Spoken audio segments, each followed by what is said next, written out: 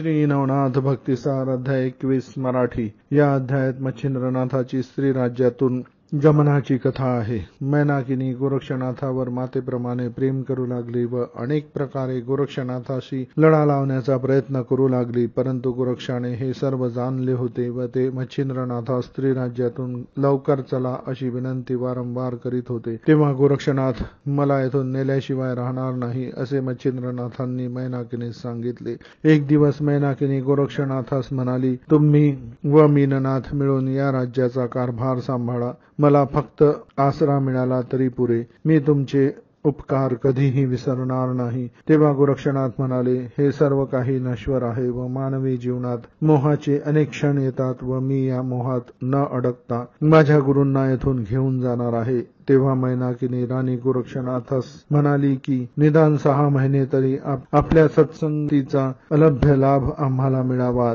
तेव्हा राणीची विनंती गोरक्षनाथांनी मान्य केली। या काळात मैनाकिनीने अनेक प्रकारे गोरक्षनाथांना मोहजालात अडकविण्याचा प्रयत्न केला, परंतु गोरक्षनाथ हे सर्व मोहजाल नष्ट करतात। राणी एकदा एका सुंदरीस गोरक्षनाथांबरोबर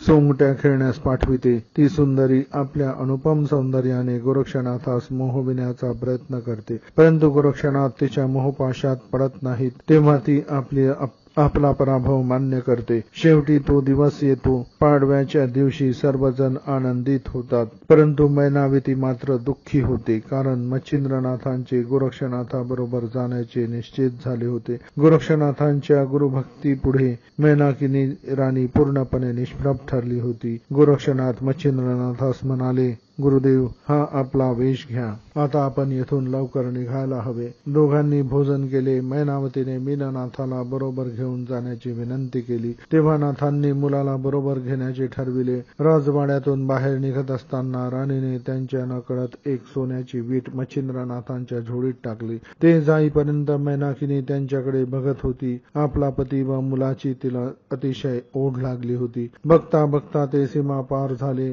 गोरक्षनाथांच्या मनात विचार आला की गुरु तर शिष्यांना मोहजालातून बाहेर काढतात, परंतु ते स्वतःच मोहजालात गुरु फटून गेले आहेत। परंतु गोरक्षनाथांनी आपल्या गुरूंना या प्रपंचाच्या चक्रातून बाहेर काढले। नाथांच्या जाण्याने मैनाकिनी त्यांची आठवण काढून अतिशय दुःखी झाली। त्यांनी वापरलेल्या वस्तू बघून नाथांची आठवण येऊन तिला रडू येऊ लागले व त्यांच्या आठवणी मनातून कमी होत नव्हत्या व त्यांच्या विरहामुळे ती विव्हळू लागली। तिला आपला मुलगा मीननाथाची सुद्धा आठवण सतावू लागली। त्याचाही विरह तिला सतावू लागला। त्याच वेळी उपरीचर वसूने आकाश मार्गाने जात असताना राणीचे रडणे ऐकले व ते विमान घेऊन खाली आले व त्याने मैनाकिनीला सांगितले, तुझी आता शापातून मुक्तता झाली आहे, आता तुला काळजी करण्याची आवश्यकता नाही, मी तुला सिंहलद्वीपात नेण्यासाठी आलो आहे। तेव्हा मैनाकिनी आश्चर्यचकित झाली। फलश्रुती, या अध्यायाचे पठण श्रवण केल्याने मागील जन्मातील गोहत्येचे पातक नष्ट होते आणि तपोलोक प्राप्त होतो असे ग्रंथात दिले आहे।